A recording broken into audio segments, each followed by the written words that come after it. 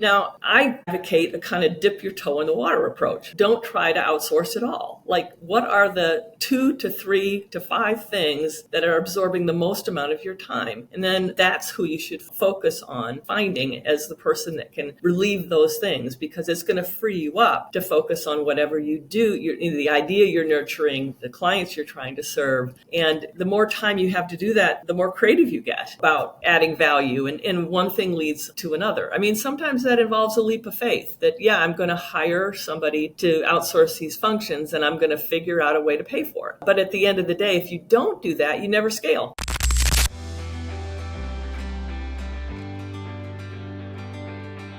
Hello and welcome to the Resilient Entrepreneurs podcast. Are you stuck in a place where you'd love to scale your business? That would mean hiring staff, and that feels overwhelming or too much work or too expensive, or what if I can't find the right people?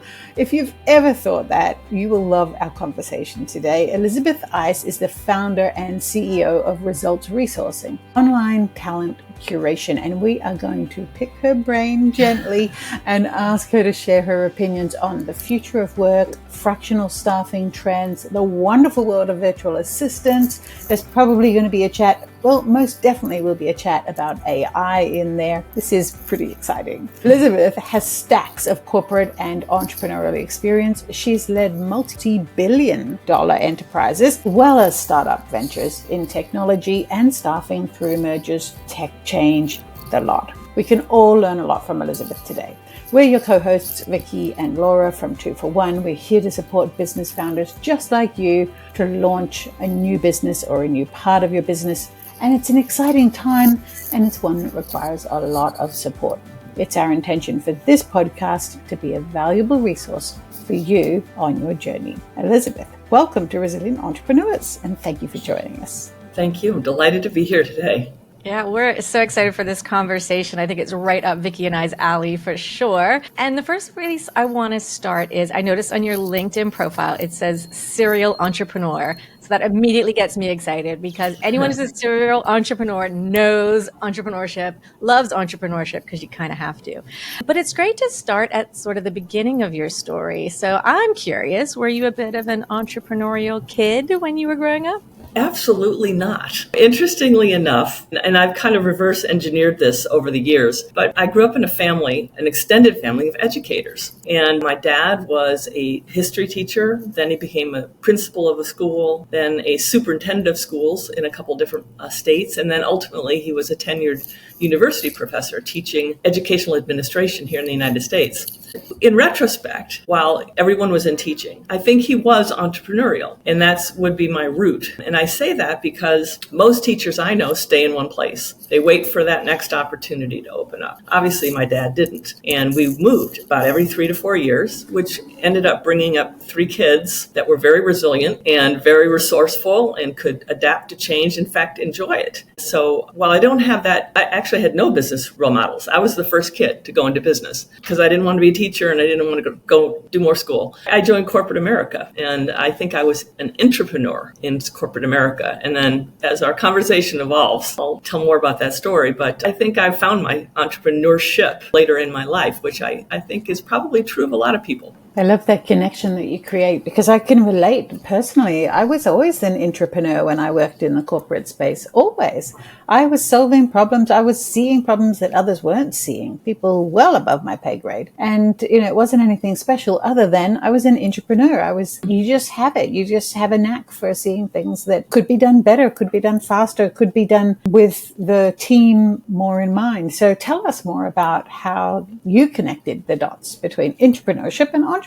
Well, I related to everything that you just said, and I ended up joining the insurance industry. And most people think, oh, how boring. No one likes insurance. And I get that. But I lucked out and I was in commercial lines. And commercial lines meant and I was a risk underwriter in the very beginning. So every single day was something different. It was a hotel chain, a construction company, manufacturing. So it fed my curiosity. And of course, you learn how to deal with people and ask questions and be curious about things. And all that was really really interesting. But very quickly, I started to rise from a leadership perspective, and I ended up being promoted a lot, and I reached a very high level in my professional life there. But I kind of continued the journey that my childhood had started. I moved every 3 to 4 years, and it was the same thing you just mentioned, Vicki. It was, where is there a problem to be solved? Who's going to think outside the box? And they would send me. And I loved it. So I really actually got used to every 3 or 4 years, where next? What next is on the horizon? And I just really enjoyed that constant problem solving and then figuring out how to get people to work together. And actually, I kind of think of myself as someone that never thought about the boundaries of physical location. One of my first management jobs for one company was in Ohio, and there were 3 branch offices. And I didn't think anything about that. I had an underwriting department in 3 places I was managing, and it's like we just got on conference calls. We did it once a week, and it's like we were one team. We just happened to be some people on the phone. Until there was all this stuff about virtual work, I never really thought about how I just had never seen that as a barrier. There's always a way to communicate. And you're talking to your agents or your brokers or whatever on the phone. You're talking to your attorney. I mean, it was a construct that just never really struck me as a barrier. So that's kind of how it all happened. And then at a certain point, it was like, okay, I'm done with this. And I up and left and joined my first startup.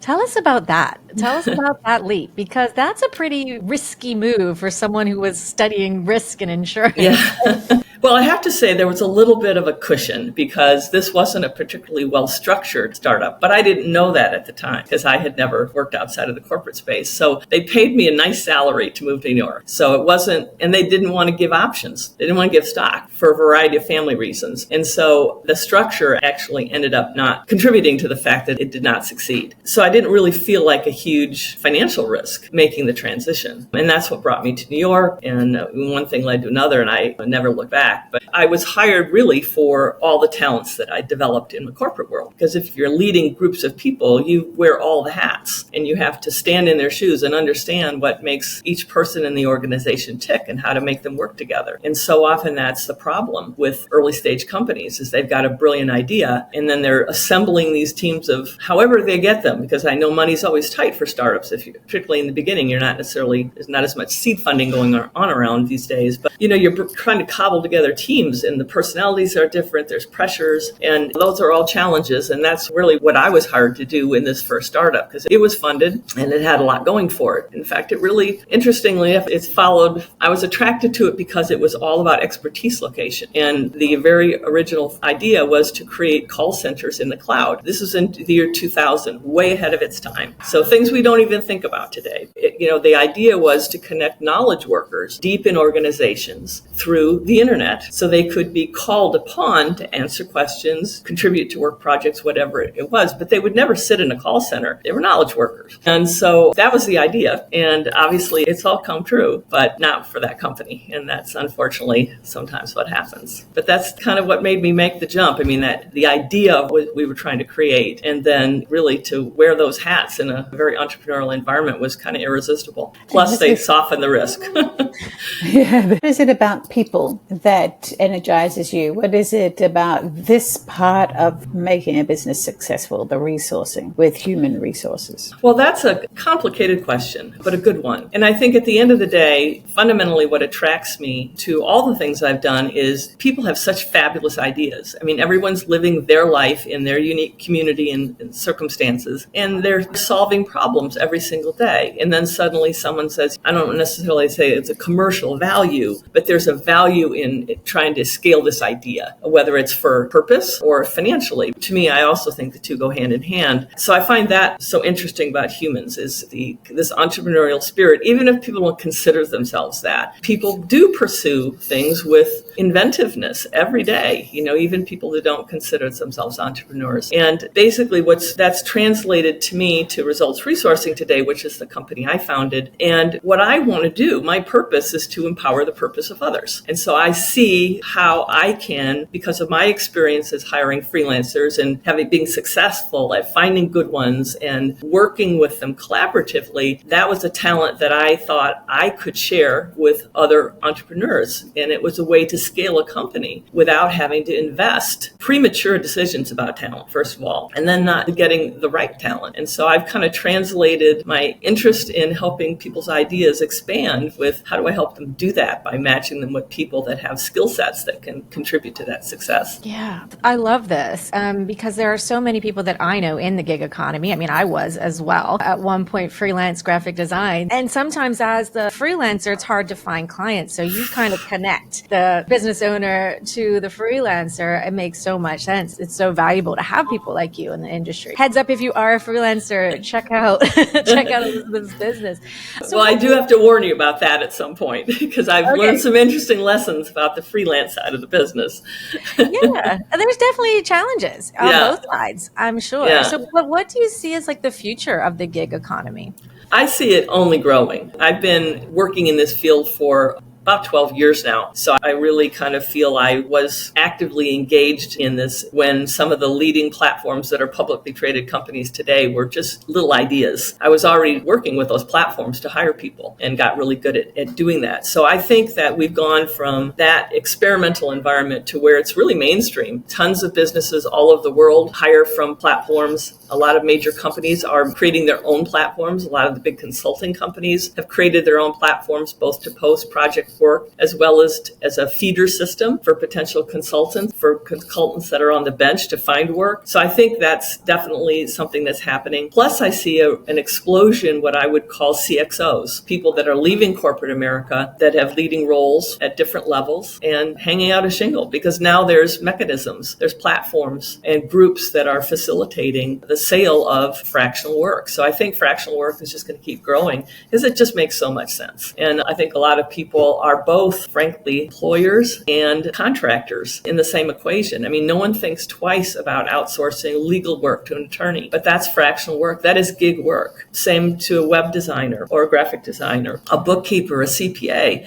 We've been outsourcing work, gig work forever. Of course, it's commonly known for the music world as well, but it's been around a long time. But now we have technology that makes it more available, more broadly available, cost effectively to many, many people all over the world. Yeah, and so much value in it for those in the startup space. Because when you are just starting out, you probably don't need a full-time accountant, right? Exactly. You just need someone to help you balance your books in the beginning until you take off, and maybe then you hire later. But it makes so much sense. But often people in that startup space get very overwhelmed and don't even know where to start. So where does one start to find the gig employees to just sort of help them get over those first hurdles? Well, I have to say it's not easy. I mean, and there's lots of choices, lots of options out there, and it's really hard to know what is the right one. And without being overly self-promoting, that's part of why I developed the company I did, because we want to resource results resourcing. That's why we named the company that. We want to work with clients to help them get matched with the right talent that we vetted for them. I mean, we kind of operate as both a technology platform, which I designed and developed exclusively with the solopreneur, small business buyer in mind, but also a bit like a staffing agency where we're actually going to invest time talking to people to understand their needs, because honestly, many times they don't really understand what they need. They know they have a particular objective, but we help them reverse engineer that to figure out, okay, if you want to be here, here's several intermediary steps that you probably need to consider before doing that. And I have a wealth of experience myself hiring freelancers, so I can speak from experience both myself as well as all of the customers we've helped over the year. We've sorted through this problem multiple times, but that's really the age-old problem is there's a huge supply of talent, but finding the one that really suits your needs is the hard part. And for most small businesses, if your main option is to go to platforms, but then you're talking to technology, no one is going to spend any time with you because there's not a cost-effective way to do that. Or you hire somebody that is recommended to you by your friend or your neighbor, but they don't really know your business, and they're just, hey, talk to this person. You're doing all this time, all this work to try to vet people, and which is why we built the business we did, because we want to do that for them, and the technology makes it cost-effective for us to do it that way. Yeah, so is it the cost-effective that's the unique selling point of when you pit this up against, say, a recruitment agent?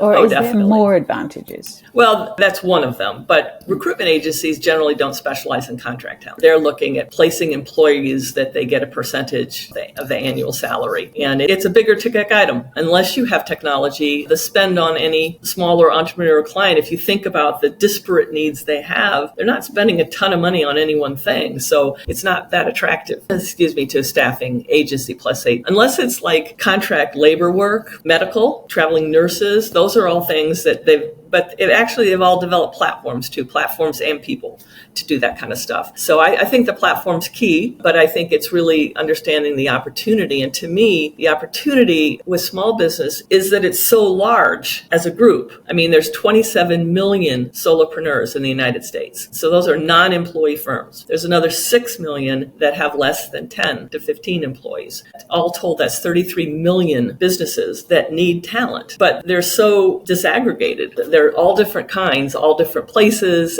How do you help all those people? Well, you really can't, other than finding something. I chose to develop technology to address this particular market segment because that was the one thing I could control, is the cost of serving people with a human interaction to help them understand and get that better freelance matches. Yeah.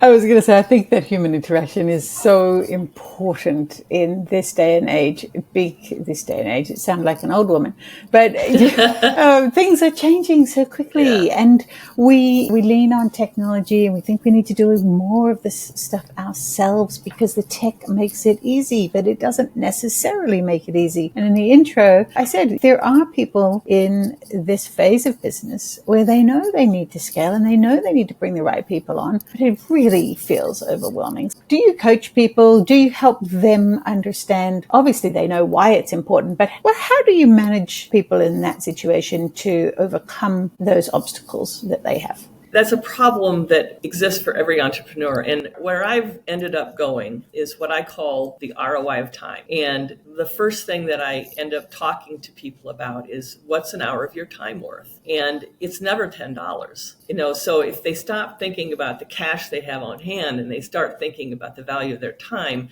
it shifts them into a different mindset. It doesn't solve the cash problem, but they start to appreciate the fact that, okay, there's all this core, what I call core work of the business, which is revenue generating. That's what your clients value. This is why they come to you. And then there's all this non-core work. There's a cost to the business. You still need to do it to run your business or to run a decent business in things like accounting or whatever it might be. But there's lots of needs. And my whole idea is every business has a back room. Every 27 million solopreneurs have a back room, and they should not be doing that work. One of my favorite business leaders is Peter Drucker, and he often said, do what you do best and outsource the rest. And he said that like 60 years ago. It's still brilliant. And that's really what people should do. Now, I advocate a kind of dip your toe in the water approach. Don't try to outsource it all. Like, what are the 2 to 3 to 5 things that are absorbing the most amount of your time? And then that's who you should focus on finding as the person that can relieve those things, because it's going to free you up to focus on whatever you do, the idea you're nurturing, the clients you're trying to serve. And the more time you have to do that, the more creative you get about adding value. And one thing leads to another. I mean, sometimes that involves a leap of faith that, I'm going to hire somebody to outsource these functions and I'm going to figure out a way to pay for it. But at the end of the day, if you don't do that, you never scale. You're stuck because the stuff that has to get done day to day to run the business ends up taking time away from serving clients, thinking up new services, things like that. So that's kind of how I've chosen to solve it. In fact, I really created a little tool, technology tool. It's on our website. It's called the ROI of Time Calculator. And it takes like 3 minutes to do. I don't use it as a marketing tool, but it's kind of like, it's extraordinary because I will see multiple IP addresses taking the same survey with different values. The average is $170 an hour, but 57% of everyone that's ever taken the survey is spent on the backroom work. So I think people that value their time are the ones that really have the best chance of scaling, because they're going to be taking on entrepreneurial risk to get help on the things that they shouldn't be doing, and they're probably not that good at anyway. And what you said, Vicki, about DIY, that having all this technology makes you think you can do it, but it's such a waste of time. Yeah. I'm with you 100%. You almost feel guilty, though, if you're outsourcing something that it's so easy. You just get the tech to do it. No, I still say, no, I don't want to look at it. I'm giving it to someone else to do. It's just, it's a trap that we can fall into. And I love how you said, the other alternative is that you don't scale. I mean, what's the opportunity cost of that? Yeah. Terrifying. Yeah. Like, really, if that's the vision for your company and you're going to throw your hands up in there and say, we're just going to stay as a lifestyle business and make enough money to live. No, come on. Yeah. Dream big, go after the dreams, make it happen. Yeah. Exactly. Yeah, I love that. And I love the idea of calculating your time, the value of your time. I remember I had a boss years ago, and I remember we were having a discussion about like, should you or should you not hire a housekeeper? And she's like, well, figure out how many hours you spend a week cleaning your house. I was like, okay, yeah. And then she's now figure out how much you get paid per hour to do work that you charge clients for. I was like, okay, yeah. She goes, is there a difference in the amount? And how much does a housekeeper cost? So that's another part of the equation. So if a housekeeper is $30 an hour and you get paid $100 an hour, is it worth you earning $70 in that hour, but getting more time to work or Exactly. rest, and you still get $70 an hour? And I was like, that makes so much sense when you just flip it versus going, oh, I can't afford $30 an hour. That's a lot of money to give up, right? Yeah. But it's flipping the mindset. It's a valuable lesson. And Yeah. I love that you have a calculator, because I think most of us do not realize the value of our time at all. Yeah. Yeah. But we want to stay in the space of creativity, because that's where entrepreneurs shine. That's why we're entrepreneurs, because we're creating something, bringing something into the world that the world needs. Why are we spending our time doing the bookkeeping, which, no one wants to do. If you don't send the invoices, you don't get paid. Yeah. So it's super important. But the thing is the accountants and the bookkeepers would love to do that work, which I think is another cool thing. I mean, it's like if you outsource the stuff you don't want to do to somebody that loves to do that work, then it's fulfilling for both sides. And, so I think that also runs into the equation. It's back to finding the right person that is expert and has chosen to do that work. Yeah. Yeah. Hire people who are better than you at whatever you need doing. Golden rule. Yeah. Yeah. And sometimes entrepreneurs have to get out of the way too in business. I think when businesses start scaling, sometimes the entrepreneur is the one in the way. Like automatically the entrepreneur wants to be the CEO, wants to keep leading the business, but sometimes they're not the right person to lead. Maybe they're the creative director. Yeah. They're constantly coming up with the great ideas, but you kind of reach a point where your business has 12, 15 employees. Now you've got to manage people. A creative entrepreneur is not going to be happy having to manage people all day long. So that's where you really got to make different choices. And the people are going to feel it. They're going to know that's not the skill set of that person. It's really the kind of more enlightened person that recognizes that somebody else is going to be better at that. So Elizabeth, what about AI?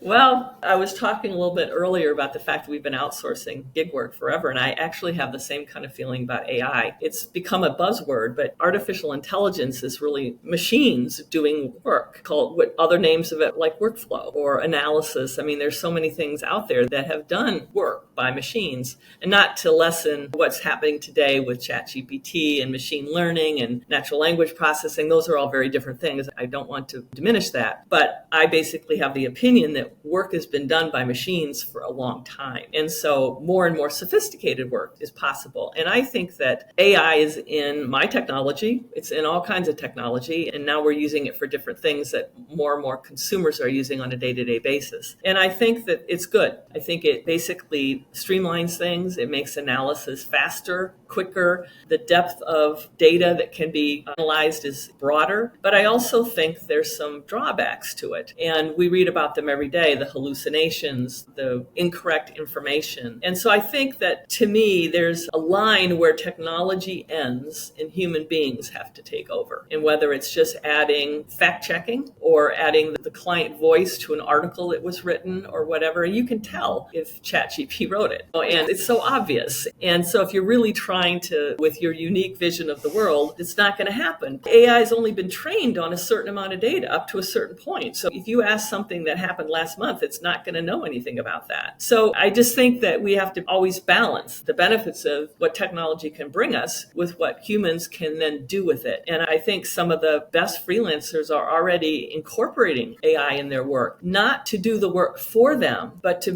help them do the work more effectively. So then they can spend their time. It's kind of the same thing, the core and the non-core work. Let AI do the non-core work. And then the human comes in and adds the value, and it can assure the client that they're efficiently using time, and frankly can help the client know when to use it and when not to. Because I think a lot of people look at it as the short answer, and ultimately it's not going to be. And I think it's great time now for entrepreneurs to be embracing technology. I mean, I think being a graphic designer my whole career, technology has evolved tremendously since I started, as a 16-year-old working in the back room for a retail company doing pay stubs. And to now, it used to take me 2 weeks to create create an ad. Now I can do it in 2 hours.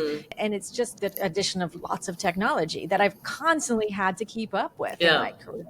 And I think if you embrace that mindset, that it's just new technology, how do we use it effectively in our business? Not to replace people necessarily, but to make everybody more efficient. And therefore you can do more, right? With that time that you then have, or better with that time that you have.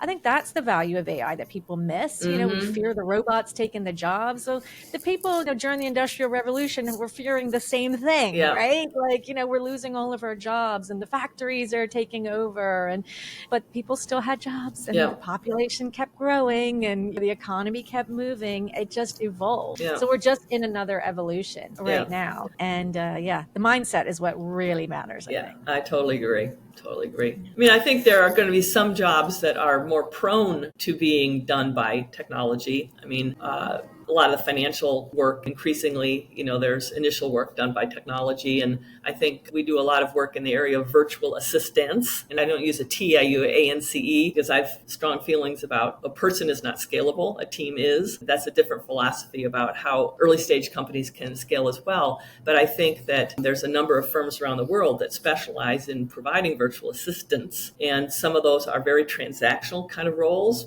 And I think over time, AI is going to do more and more of that work. Driving people, the smartest people are going to be the ones that realize where their value takes off. And so that line is going to constantly move, in terms of what technology can do. And I think people need to figure out how to keep ahead. Yeah, so that really takes us to the conversation about virtual assistants. And there's some countries on our beautiful planet who are really leaning into that as an exportable industry, I guess. We look to the Philippines, we look to India for virtual assistants and teams of virtual assistants. Your thoughts on that and the globalization of it, which clearly, you were across in the early stages of your career. But where are we going with all of that? Well, I think that virtual assistant or virtual assistants team is probably one of the most valuable roles that an early stage company can invest in, because that's either an individual or a team that can do a broader range of things you can outsource the back room to virtual assistants. So I'm a big believer in it. I've chosen to focus on the United States and Canada, where most of our clients are in the United States or Canada. And the reason I've done that is because while there's super smart people all over the world and people speak and write English well all over the world, they didn't grow up here. They don't know how business is done in one state or the other, or the United States or Canada. And there's a value in that very practiced, lived experience. And so we're probably not for everyone, particularly if someone's on a really tight budget. But at the end of the day, when our clients come to us for that virtual assistant that can be a thought leader, add creativity, add resourcefulness to the equation, that's what they come to us for. If people are looking to outsource rote actions, then there's other solutions around the world. But it also comes back to the value of time. With people's work practices are different all over the world. Could be highly hardworking, but if they don't know, if they need a step-by-step instruction for everything that happens, and you happen to be an entrepreneur that's not a process person, doesn't have a step-by-step instruction, there's a mismatch. You're going to think you're going to get something for an inexpensive price, but you're not going to get what you paid for, and you're going to invest a lot of time trying to make it happen. And those are just pros and cons. That's always part of that balancing act that needs to happen. But I think that in the early days of results resourcing, we actually would find, vet, and curate freelance talent in just about any endeavor, with the exception of software and salespeople. Software, because I did not want to be trying to underwrite someone's technical architecture to make a good match.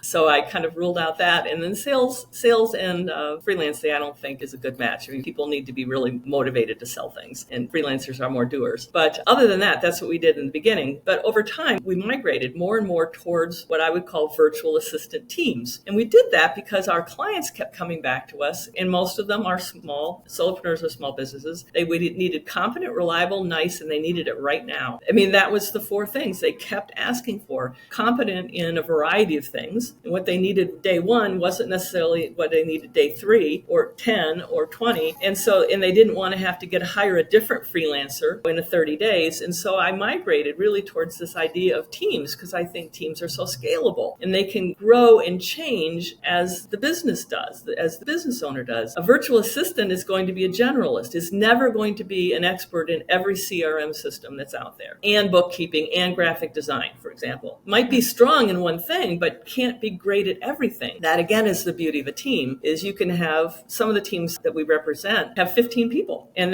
there's a bookkeeper, there's a paralegal, there's a graphic designer, there's a web developer, there's an SEO person. Are they at the top of the game like a digital agency? Probably not. But for that business owner, that entrepreneur that's really trying to launch their business, it's probably a pretty great start and a good value to get it all in one team structure. So as their needs change, there isn't this huge friction, this loss of knowledge by moving from one person to the next. So the now part is they don't want to wait 3 weeks to find somebody. They have something they need done now. And so having pre-vetted teams that can be up and running in 24 to 48 hours is really attractive to people because they know they're going to get somebody competent, reliable, nice, and right now. I see so much value in that from a branding perspective, because if an entire team understands a business's brand, it's going to make it seamless across whatever they do, because they'll understand the values, the purpose, the mission, all the important things that any business is going to want to continue to portray in their marketing or anything that's outwardly facing. A team that gets to know the brand and everyone in the team knows it, versus cobbling together your own team, which then you've got to train each individual person. And if each individual freelancer is working for 10 other clients, I can see how it's so much harder for them to really focus in on their business.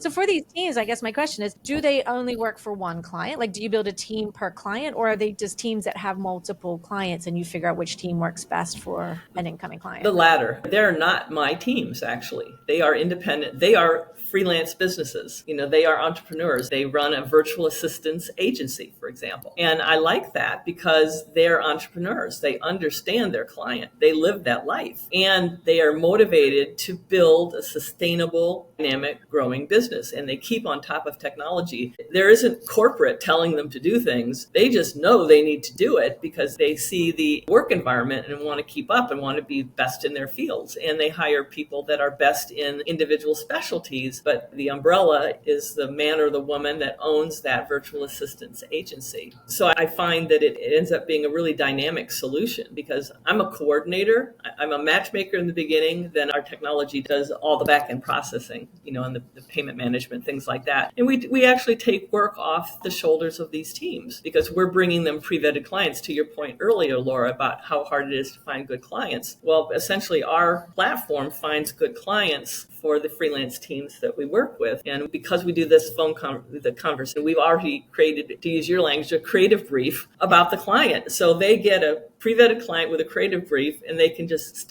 get started. You're not starting from square one. And, that actually kind of gets me back into my warning earlier about the freelancer side.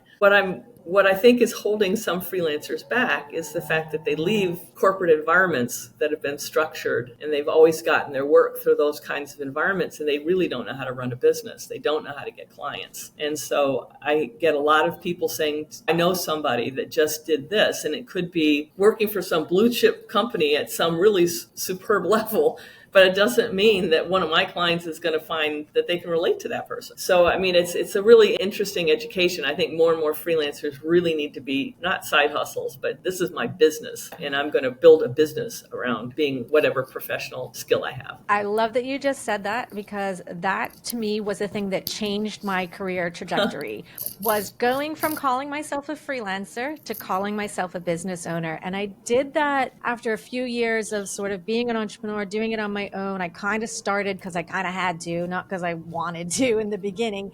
And I just called myself a freelancer because I didn't know better. Yeah. But when I changed myself to business owner, and literally I just changed my email signature, like that simple. I just changed it from freelancer to owner. The response changed. Absolutely. The clients changed. The response to me changed. And it was just a mindset shift. And I think that's valuable for people to know. So if you're in the gig economy, you are a freelancer, you don't have to call yourself that. You can be a solo entrepreneur and own your company. Like, you have a company, you own it, it's you.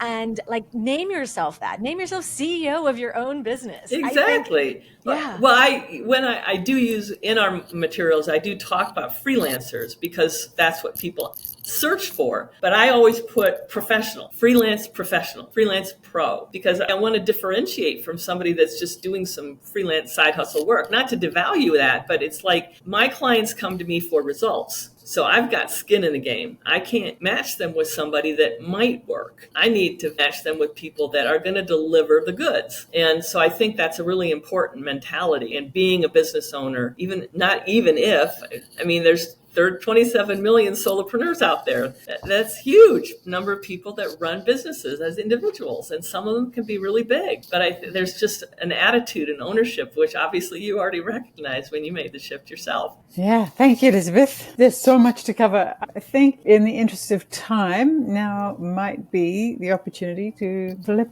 the switch. If it's okay with you, we would love for you to ask us any question that you might have of us. I have two. Is that okay? Of course. Yeah, go for it. So first of all, I'd like to have you tell me the story behind 241. I have my own theory, but I'm curious. And then I'm interested in hearing from you, what are the top one or two opportunities that you help, your clients take advantage of? Oh, great questions. I'll answer the story of 241 and allow Vicki the second one, if you don't mind. That would be a great way to start. So 241 began with a triathlon.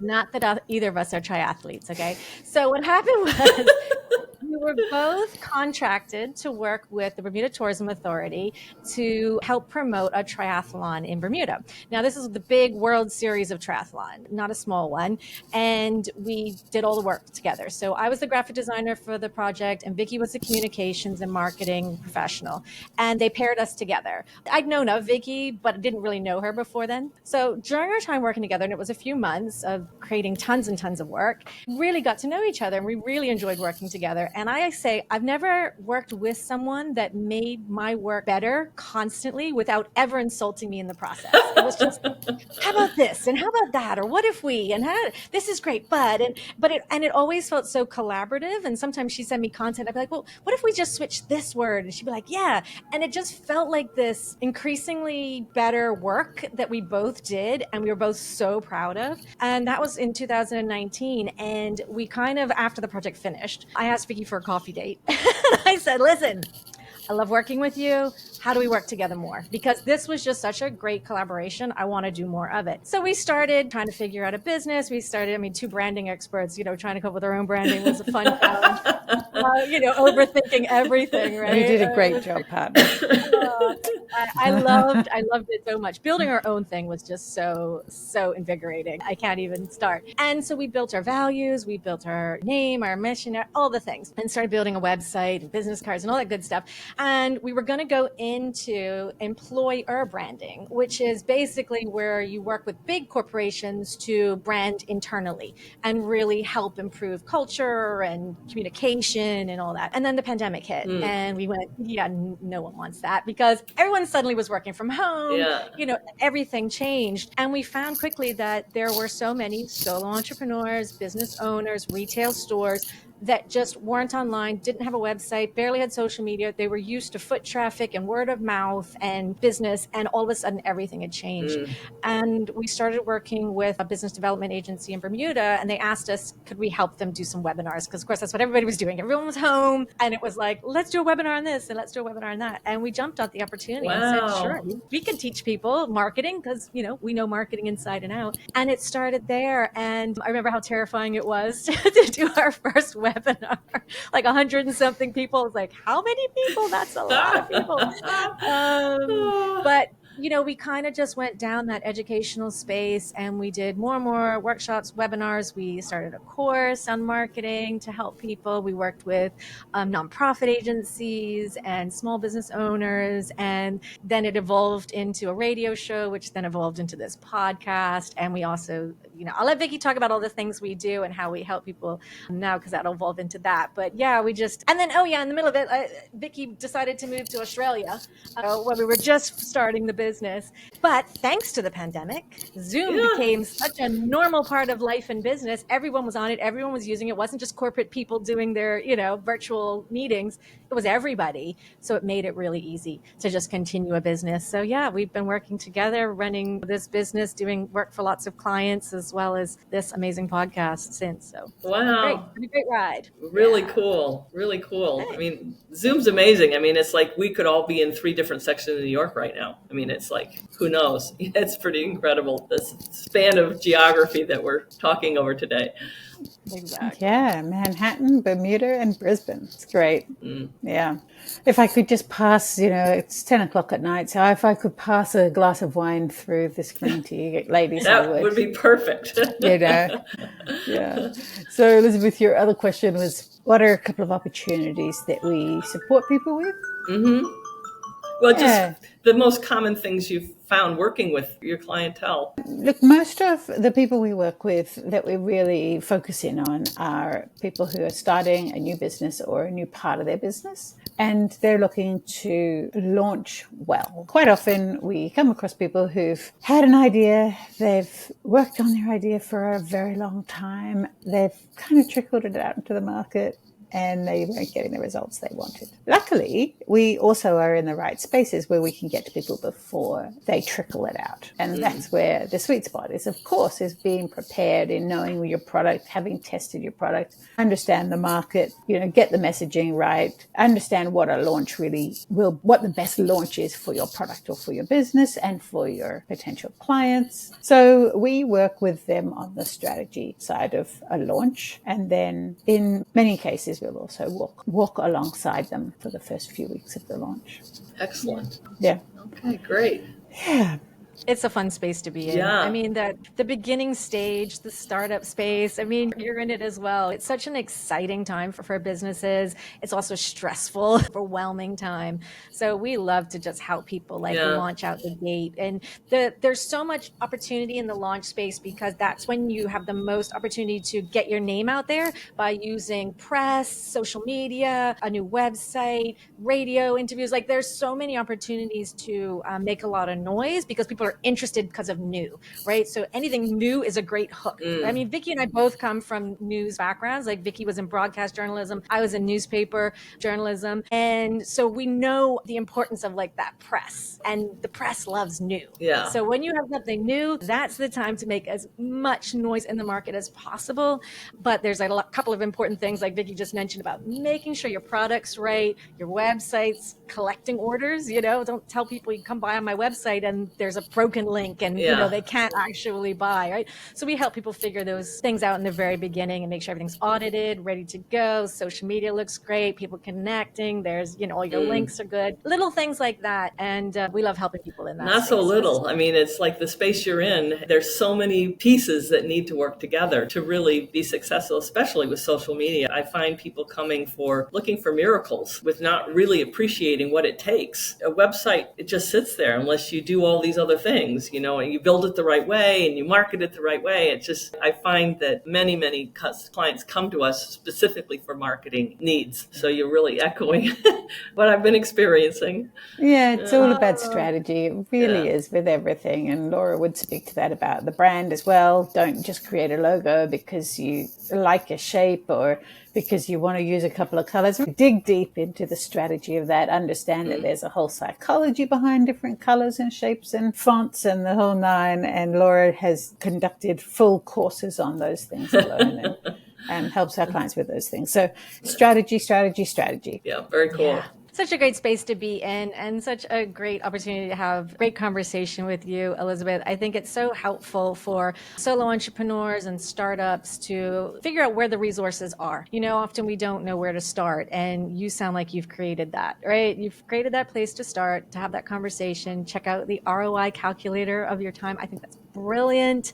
I think that's so helpful for people to get an idea around that so that you're spending time in your business on the things that drive the results. It just makes sense. And so thank you so much for this amazing, enlightening, valuable conversation for entrepreneurs of any stage of business, because whether you're just starting out or you're looking to scale or you've been in it for a long time and you just know you need the help, go out there. There are resources to go find and to just let us all level up, continuously level up our businesses, because that's what it's all about. Thank you.